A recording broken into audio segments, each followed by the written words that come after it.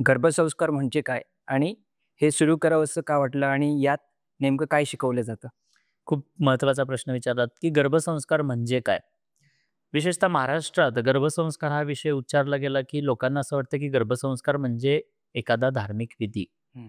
पण खऱ्या अर्थानं गर्भसंस्कार म्हणजे कोणता धार्मिक विधी नाहीये. तर गर्भसंस्कार म्हणजे त्या गर्भवती महिलेचं 9 महिन्यांसाठी happy, active, creative, energetic, peaceful, stable, positive आणि कन्सिस्टंट असणं म्हणजे गर्भसंस्कार आहे. ओके. विशेषतः ठराविक म्हणजे गर्भसंस्कारांचा उच्चार केल्यानंतर ठराविक जाती धर्मासाठी केले जाणारे हे संस्कार आहेत का? अशा पद्धतीनं या गर्भसंस्कार या विषयाकडे पाहिलं जातं. पण मुळात धर्मानुसार म्हणजे हा विषय कोणत्या जाती धर्माशी जोडता येत नाहीये. हं, कारण हा बाळ बनण्याची जी प्रोसेस आहे, हं. ती कोणत्याही जाती धर्माच्या महिलांमध्ये सिमिलरच आहे. हो. म्हणजे तिथे प्रोसेस बदलत नाहीये. बरोबर. प्रोसेस ही सेमच आहे. आणि म्हणून गर्भसंस्कार हा विषय खऱ्या अर्थानं आईचा आणि बाळाशी निगडीत असणारा हा विषय आहे, जिथे बाळ आईच्या प्लासेंटाला जोडलं गेलेलं आहे. बरोबर.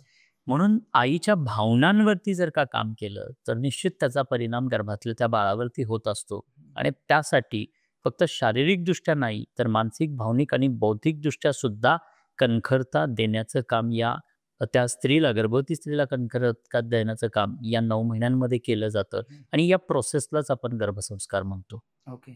आता या विषयाकडे मी का वळालो? हं, तर 13 वर्ष मी पिंपरी चिंचवड, पुण्यामध्ये टीनेजर डेव्हलपमेंटचं काम करत होतो. मी लॉकडाऊनच्या आधी 13 वर्ष. हं, ज्याच्यामध्ये शेकडो पालक माझ्याकडं वर्षाला यायचे. हं, कशासाठी? तर मुलांच्या समस्या घेऊन. हं, मग काउन्सिलिंग व्हायचे, भेटायचं. ज्यावेळेला म्हणजे पालक यायचे, तेव्हा पालकांना, विद्यार्थ्यांना आम्ही वेगवेगळ्या पद्धतीनं म्हणजे भेटायचे. एकत्रित कधी भेटत नव्हतो. हं, हं, सो बरेचदा आई-वडील जेव्हा समोर बसलेले आहेत, त्या पाल्याच्या काही समस्या घेऊन आलेल्या आहेत. हं. पाल्याला काही बिहेवियरल इश्यूज असतील, त्याच्या ग्रास्पिंग रिलेटेड काही इश्यूज असतील किंवा अकॅडमिक्स रिलेटेड काही इश्यूज असतील, म्हणून ते यायचे. आणि आल्यानंतर विशेषतः बरेचदा आई बोलून जायची, की प्रेग्नन्सीमध्ये हे इश्यूज होते, प्रॉब्लेम्स होते आणि त्याचाच परिणाम की काय मला हे असलं बाळ लाभलं. आणि हे एका आईकडून नाहीतर अशा अनेक 2-3 आईंकडून हे शब्द आले आणि मग मला कुठेतरी स्ट्राईक झालं, की अरे खरंच प्रेग्नन्सीचे 9 महिने आणि डिलिव्हरीनंतरचं आयुष्य यांचा काही संबंध आहे का? आणि म्हणून मी गर्भसंस्कार या विषयावरती अभ्यास करायला सुरुवात केली. वेगवेगळ्या देशांमध्ये कोणतं कल्चर फॉलो केलं जातं, तिथे प्रेग्नन्सीमध्ये काय प्रॅक्टिसेस फॉलो केल्या जातात, याविषयी अभ्यास करत असताना मला इस्रायलबद्दलचं काही रिसर्च मिळाला. डॉक्टर स्टीफन रीप यांचा रिसर्च आहे. इस्रायल आज भारताच्या तुलनेत पाहिलं तर अवघ्या 1% लोकसंख्या असणारा हा देश, पण आज अवघ्या जगावरती राज्य करतोय म्हटलं तरी हरकत नाही. मग हे कसं शक्य झालं? का?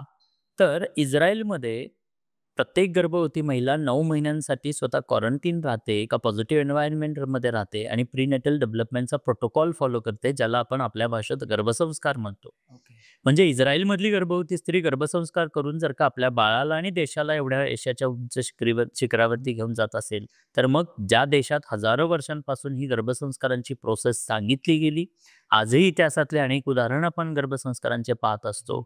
मग आपल्या देशात का नाही? किंवा आपल्या देशातली आजचीही गर्भवती महिला या विषयाला घेऊन आज अनभिज्ञ का आहे? बरोबर. मग त्याच एका हेतूनं मला रिझन मिळालं, की आज गर्भसंस्कार किंवा 9 महिने जे एका स्त्रीला स्वतःच्या बाळाला डिझाइन करण्यासाठी मिळालेले आहेत, ते 9 महिने देण्यासाठी स्त्रीला आज वेळ नाहीये किंवा तिला त्याची जाणीव नाहीये, अवेअरनेस नाहीये. बरोबर. आणि मग मला वाटलं, की खऱ्या अर्थानं हीच प्रोसेस आहे बाळं उत्कृष्ट बनवण्याची, देश उत्कृष्ट बनवण्याची. म्हणून मी नेहमी म्हणत असतो, की अगर देश को बेहतर बनाना है, तो पहले इस देश की हर गर्भवती माँ को बेहतर बनना होगा बरोबर. और छत्रपति शिवाजी महाराज जी जैसी ग्रेट संतान को पाना है, तो पहले हर माँ को जिजामाँ बनना होगा. कारण जिजाऊ बनल्याशिवाय शोभा कधीच येणार नाहीये. बरोबर. आणि हीच परिस्थिती आहे. हेच सत्य आहे. आई जोपर्यंत कणखर आणि खंबीर बनत नाहीये, तोपर्यंत येणारी पिढी, येणारं ते बाळ सक्षम, कणखर, खंबीर बनणार नाहीये. आणि म्हणून या आईला या 9 महिन्यांचा अवेअरनेस देण्याचं कार्य करण्याचा मी निर्णय घेतला. हा निर्णय घेत असताना मला म्हणजे निर्णय घेऊ शकलो याचं कारण की माझी आई. मी माझ्या आईला कधीच पाहिलेलं नाहीये. मी 7 महिन्याचा असताना ती वारली आणि त्यानंतर मला तिला पुन्हा कधीच पाहता आलं नाही. ना फोटोत, ना कुठे ना कुठे. त्यामुळे नेहमी मनात एक रिग्रेट राहायचं की मला माझ्या आईसाठी काही करता आलं नाही. पण ज्या दिवशी हे लक्षात आलं की गर्भसंस्कार खूप महत्त्वाचे आहेत आणि इथे एका आईला मदत करू शकतो. त्या दिवशी आतमधून आवाज आला, की "तुला तुझ्या आईची सेवा करता आली नाही म्हणून काय झालं? तू या कार्याच्या माध्यमातून या भारतातल्या अनेक गर्भवती आईंची सेवा करू शकतोस." आणि त्याच एका हेतूनं मला प्रेरणा मिळाली आणि देन आय स्टार्टेड, म्हणजे 5 वर्षापूर्वी मी सुरुवात केली, की हा अवेअरनेस हं. 9 महिन्यांची किंमत त्या गर्भवती स्त्रीला समजली पाहिजे. आणि या हेतूनं मी अवेअरनेस कॅम्पेन चालू केले आणि बघता आज 22+ कंट्रीजमधून 2.5-3 लाखांपेक्षा अधिक लोकं जोडली गेली. अरे वाह! आणि खूप चांगलं परिवर्तन बघायला मिळतं. जेव्हा लोकांचे फीडबॅक येतात, बाळं पाहायला मिळतात, तेव्हा खूप छान वाटतं. हं. So this is the intention. म्हणजे हे चालू करण्याच्या पाठीमागचा हेतू हा होता. ओके. म्हणजे आपण काय देऊ शकतो? एवढ्या वर्षात मी जे काही स्ट्रेस मॅनेजमेंटचे वर्कशॉप्स घेतले, हिप्नॉसिसच्या माध्यमातून अनेक लोकांना ट्रान्सच्या माध्यमातून स्ट्रेस फ्री केलं. आणि त्यामुळे मला असं रिअलाईज झालं, की एका गर्भवती महिलेला जे काही मूड स्विंग्स होतायत, स्ट्रेस होतोय, एन्झायटी होते, फिअर वाटतंय, डिप्रेशन होतंय, राग चिडचिड होतंय. तर या सर्व गोष्टींसाठी मी मदत करू शकतोय. हं. आणि त्या मदतीच्या हेतूनं मग GSCची म्हणजे गर्भसंस्कार चॅलेंज जे आम्ही सुरू केलं, तर त्याची ती सुरुवात झाली आणि आज त्याला खूप चांगला प्रतिसाद भेटतो.